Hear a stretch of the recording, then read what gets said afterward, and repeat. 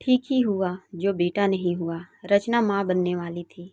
आखिर वह दिन आ ही गया जब उसने एक प्यारी सी गुड़िया को जन्म दिया। पांचवी भी बेटी, कहते हुए उसकी सास अपने सिर पर हाथ रखकर कहने लगी और रोने लगी। रचना डर गई और सोचने लगी, यह लोग ना जाने मेरी बेटी के साथ कैसा व्यवहार करेंगे। उधर पड़ोसी के घर में जुड़वा लड़के हुए।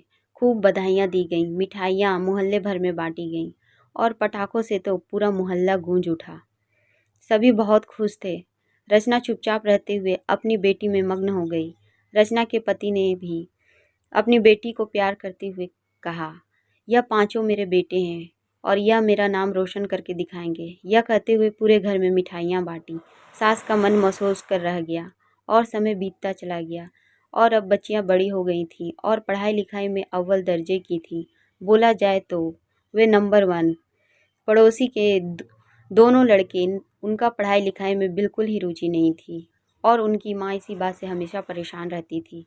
और उनकी दादी अपने पोतों की बलाइयाँ लेती कभी नहीं थकती, बल्कि लड़कों के पीछे उनकी मम्मी को अक्सर डांटा करती कि तुम अपने लड़कों का सही से ध्यान नहीं रखती। बच्चियों के पिता किसी बीमारी की वजह से उनका देहांत हो गया और रचना के सामने एक नई चुनौती उत्पन्न हो गई। 5-5 लड़कियां, ऊपर से कोई साथ देने वाला भी नहीं।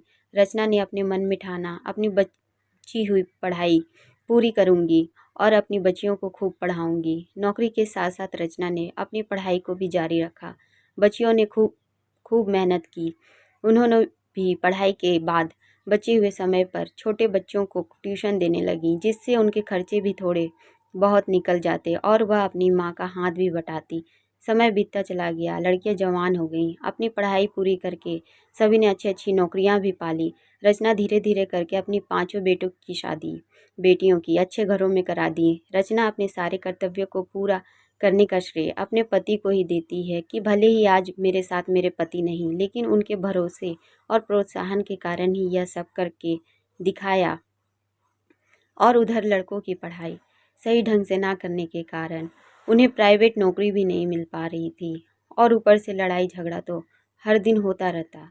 माँ बाप का ख्याल तो रखना दूर की बात है, दिन भर हाय हाय ही होती रहती। उनकी आवाज़ें सुनकर रचना के मुंह से बस यही निकलता, हे भगवान, ठीक ही हुआ जो बेटा नहीं दिया। भगवान से यही दुआ करती हूँ कि वह सबको एक अच्छी औलाद दे, चाहे वह बेटा हो या बेटी। तो दोस्तों, कहानी पसंद आई हो तो वीडियो को लाइक करें, सब्सक्राइब करें चैनल को और शेयर करना ना भूलें। कमेंट में हमें ज़रूर बताएं। कहानी सुनने के लिए बहुत बहुत धन्यवाद।